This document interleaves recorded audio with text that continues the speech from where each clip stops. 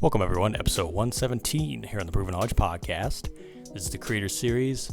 Today I welcomed an artist out of Houston. Her name is Lillian Grace. Me and Lillian actually connected via the Creators Club app. If you remember a few weeks ago, we interviewed Abby Sarabia, who's the creator of that app. So this connection kind of came directly from that relationship. And Lillian actually added one of my songs called Solo with Grizz to her indie artist playlist. And we connected over doing this podcast. And I finally got her on the show today. We talked about her many influences from both her parents and really just growing up in choir, how that led to her becoming a producer as well as a singer and a songwriter. We talked about her different styles of production, especially that's very well documented in the singles Repair My Soul and the new one Marquee that came out in July. And we talked about this, the story behind those two tracks. And I really appreciate Lillian kind of giving more of an insight into her personal life as well.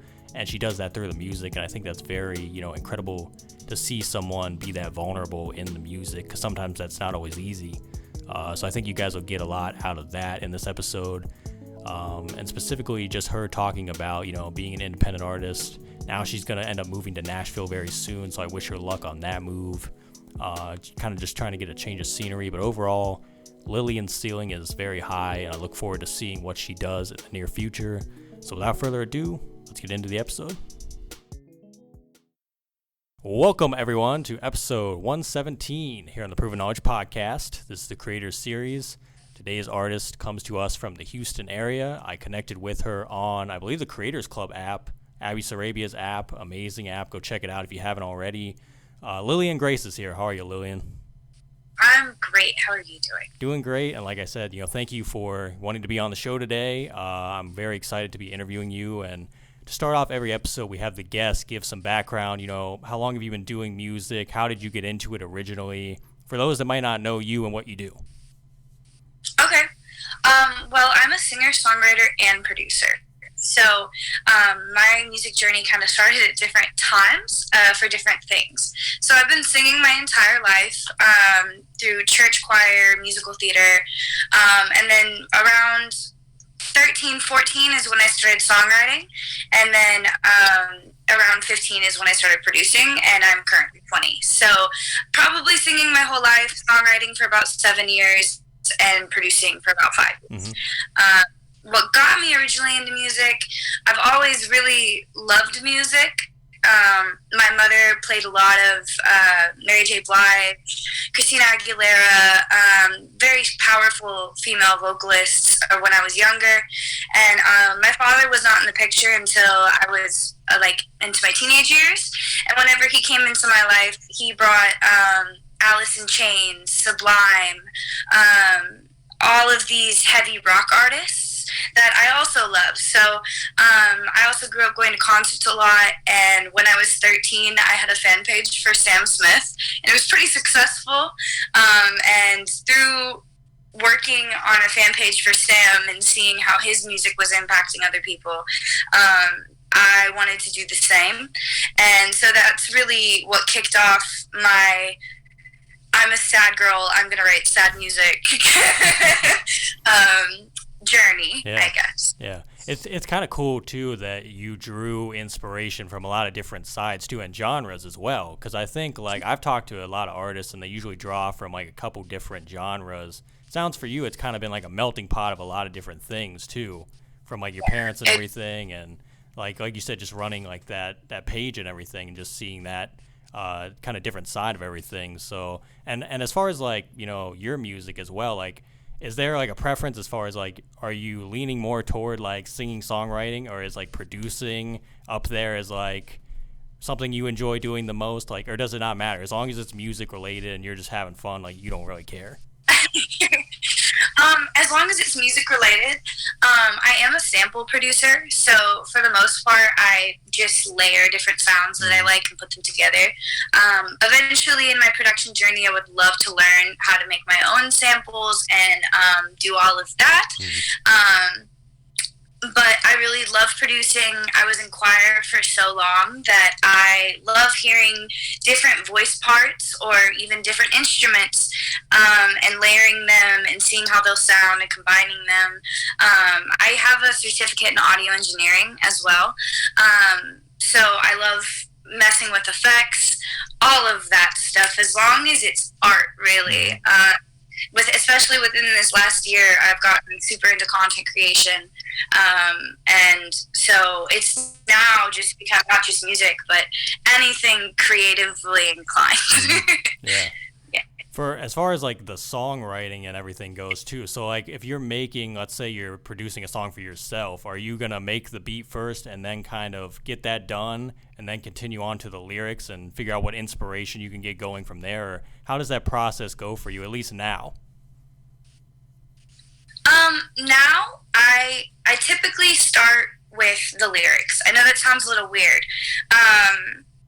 My production and my songwriting are two different things to me in my brain, and I will just have lists and lists of songs that I've already written and completed, and whenever I have a beat that I really like, I'll go back and see which ones of my songs that I've written have worked with that beat.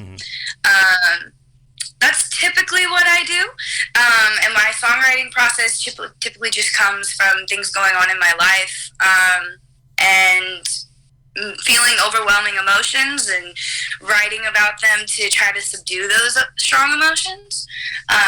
So I don't feel like I can sit down, make a beat, and then write a song on top of it, because it's very circumstantial when I want to write. Yeah. I feel because myself, I can only like make beats and stuff like that. I've never had the ability to songwrite or like sing or rap or anything. So I can imagine too. It's almost like it would probably be like sensory overload, because if you're trying to like make the beat right there and then also go right into songwriting, it might be like I need to take a break, like at least for a little bit, and let it sit and kind of like let the ideas like flow a little bit, even if you have to spend a few days on it. So I think that's almost like the best method too, because if you're trying to do it all at once, song's probably not going to come out that great, you know. So I think the best thing you can do is just take your time and like figure it out. And you have the luxury of doing that if you're doing a lot of the stuff yourself, because you can sit with it as long as you want. No one's telling you, you know, you got to get it done at this time or do this. It's like you can really have that creative freedom to make it what you want at the end of the day. So I think that's incredible. I know that you have released a couple songs this year. And we'll get into both of them. Let's start with Repair My Soul. I kind of want to know like the story behind that track. Obviously, like I've added that to the rotation of the playlist the last few weeks and everything, have fans vote on that and everything. So like what went into making that song? What's the story behind it? A lot of my music is, you know, based off of personal experience, and I was a hard drug addict for about 2.5 years. This last April, I hit a year sober. And when I was about 6 months into my recovery, I was getting very strong cravings. And I basically was like, why do I still want this thing that almost killed me? Like, it almost ruined everything, but I still want it. And so I wrote Repair My Soul basically to avoid a relapse. And on the production side of it, I had recently gone to my first rave. I had never been experienced to rave scene whatsoever. And going to a festival like that and seeing how many DJs were there, it was very inspiring. And I kind of wanted to make a Lillian Grace EDM tribute in a sense, and I feel like Repair My Soul captures that perfectly, because it does have those like intense EDM moments, but it's also poppy enough to be a Lillian Grace track. Yeah. So. Yeah. Well, first off, obviously, congrats on being a year sober and everything. That's incredible. And also just putting, you know, that type of deep emotion into the record, because I think that's what music is all about, is really kind of getting that stuff out there, even the stuff that probably isn't always easy to talk about, you know what I mean, especially when you're putting it out to strangers and everything. But I'm sure that people are going to hear that song and really relate to it, you know what I mean, and find the relatability in it, other people going through the same thing. And yeah, I really enjoyed that one right when I heard it, because I was like, I got to add this into like the playlist and everything, and eventually it's going to get on there, I'm sure of it, because I obviously keep them all in rotation and everything, so I definitely love that track. And then this past Friday, you dropped Marquee, which is the brand new one. I finally got to hear it today. Incredible song. Like, I love it, honestly. Right when the chorus hits and you're just going in vocally and that acoustic guitar, I'm like, this is great. So, like, tell me about that one as well. Like, what's the story behind that one? Well, when I was between the ages of 17 to 19, as we do, we go through our whole phases. And I basically had so many one-night stands. And I met this one guy, and I was willing to commit to him. And he did not want to commit back. But he was willing to do all of the boyfriend-esque things. And so Marquee was basically saying, I know I deserve better. I know what kind of love I need to have in my life. And so I'm just going to wait for it. And whenever I do, I'll put their name on the marquee. So. Yeah, I love it. It's like the gloves off approach, to songwriting and everything, and like putting that song out there. So I definitely think that's going to do great. And congrats on the release of that as well.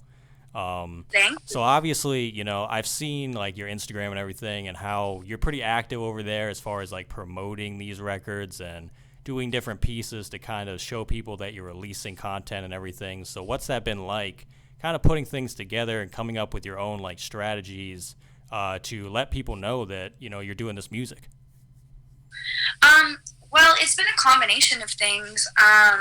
So when my music journey first started professionally, I did an internship where Astroworld was recorded.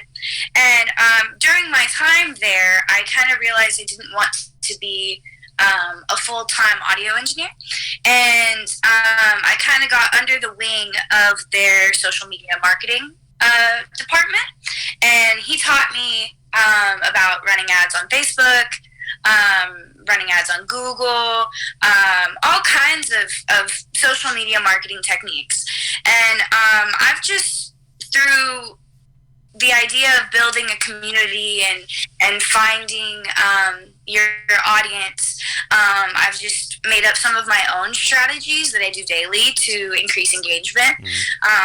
And it's been really cool. I've made all of the lyric videos that you guys see on YouTube. So I make those, all of the little ads. I post them as reels right now, but they go with the video, and then I also have pictures that also go with the lyric video. And those are all free stock images that I found, that I pasted together and made a little story out of. So all of that's been super cool. It's super stressful, but it's looking like it's gaining success. I've gained probably about 500 followers in the last 5 months. Yeah. So. Yeah, super awesome. Because I know I was even having this conversation the other night, because I'm working with this artist out in San Jose, and she's kind of brand new to everything. She's about to put out her first song, and she was asking me about like social media. She's like, it's kind of overwhelming. I don't really know like what to do there. Like, how am I supposed to like get people to hear my stuff? And I was like, you should honestly just take your time with it. And the beauty about it is you can kind of do your own thing. Like, you don't have to directly copy what everybody else is doing. You can obviously draw from what works and see like how you can apply that in your own way. But there's so many different options now with Instagram, TikTok, YouTube, all these different places where you can attract the right people over time.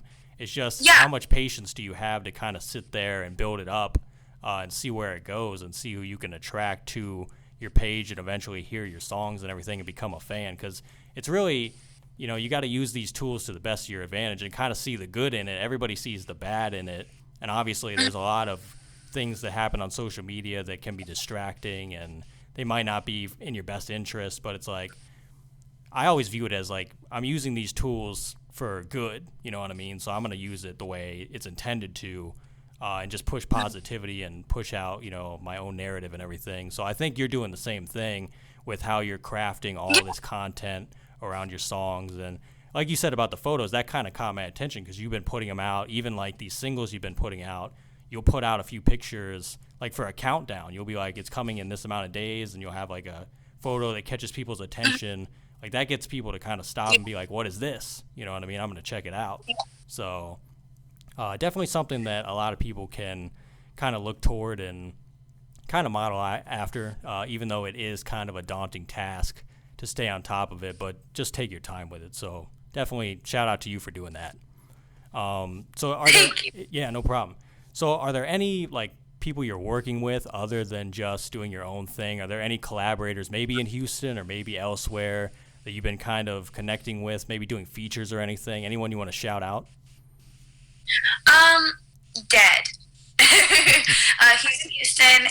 He works at a shop called Faded Decade. Shout out Faded Decade. And he's amazing. He was actually the first person that set up a whole feature with me. I've been asked a couple times and never been given a time or a day. So it was really fun. Really loved working with him. He's super talented. Now, are you someone that has to like be in the studio for most of this stuff, or have you done a lot of stuff at home as well? It really doesn't matter the setting. You can kind of just, and if you're in their creative flow, you can kind of just record and do music wherever. At the moment, I don't have enough equipment to be able to record my vocals at home. And since I am planning to move relatively soon, I'm just going to wait till I get up to Nashville. Yeah.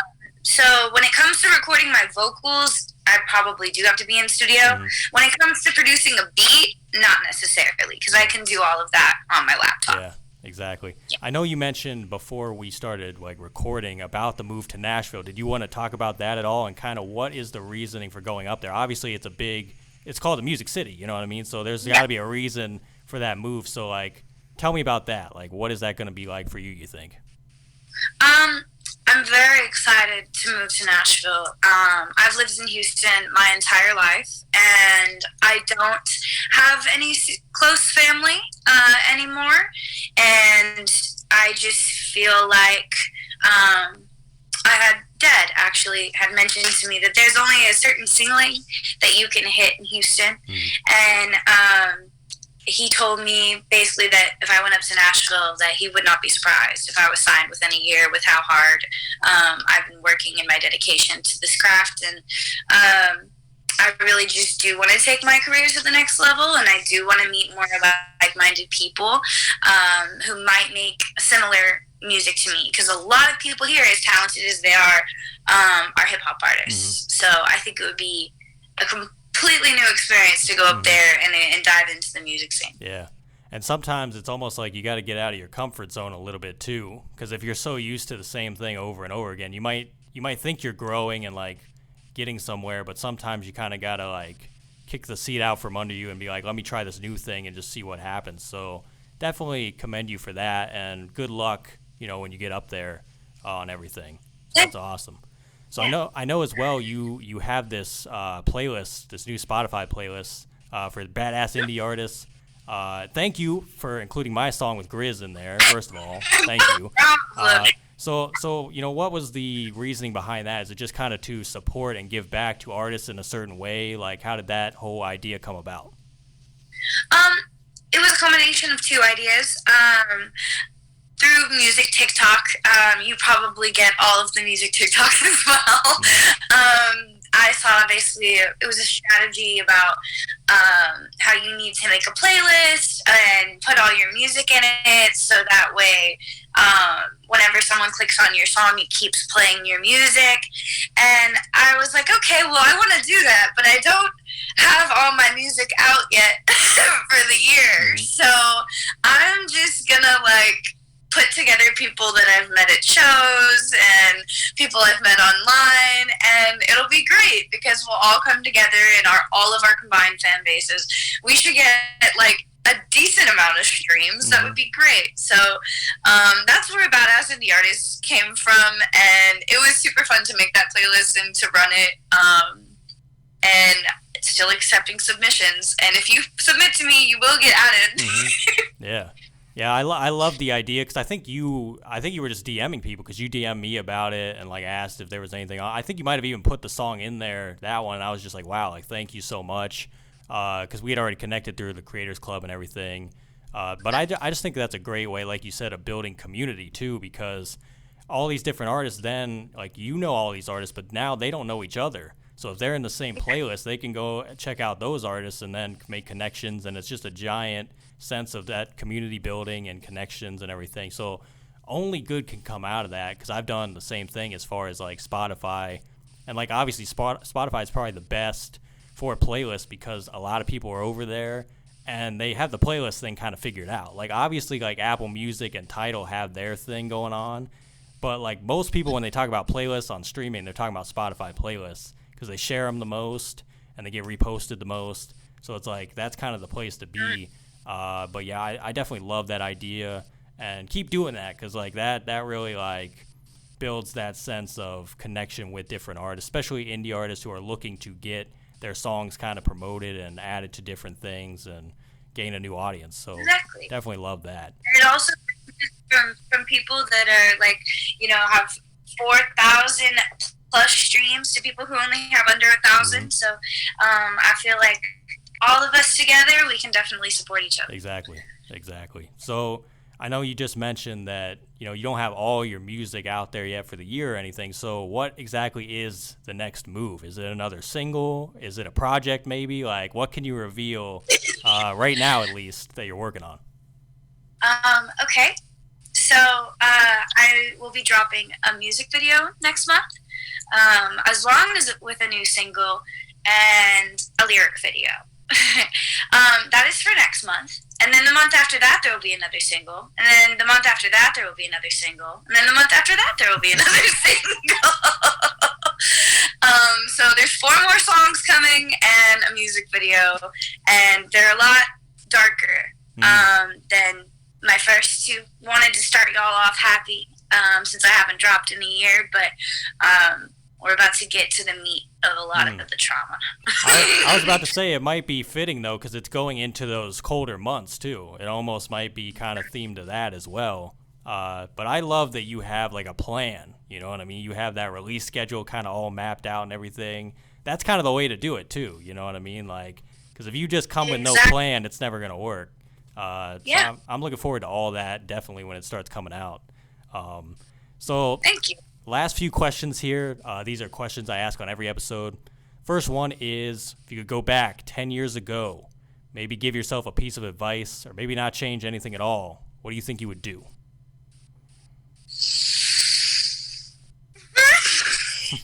I would probably tell my 10-year-old self to have more patience. There would be a lot of horrible things that will come her way, but those things will make her who she is. So that is probably what I would say on a personal level. At least with the music stuff, it would be, don't let people take you for granted. In the sense that I worked at that studio for Astroworld, and I cleaned that studio for 8 months straight by myself and didn't get anywhere. So just knowing your worth and not letting people take you for granted. Mm-hmm. Yeah, love that. So if we flip it then and we say 10 years from now, where do you envision yourself in your life and your career? I hope to be at least financially stable by doing social media marketing. And I would love to own, if not in the next 10 years, the next 15 years, a owned and operated female media company. So we would have a recording studio, we would have a music video area, social media marketing. I would like to have a STEM school for girls, so it would teach them robotics, normal engineering, like all of the engineering. And then I would also want to have like a little daycare room, so that way female artists could feel comfortable bringing their kids to the studio without any harm coming to them. So that is my goal, to own a female-owned and operated media company. Yeah, that's incredible. You have to keep me posted about that, because this year was the first year, but every March I'm doing like a women's history type month for music So if I could get involved in any way, if this ever becomes a real thing, just let me know, and I'll be happy to help out. Yeah. So that's great. So do you have any final words of wisdom today for the listeners?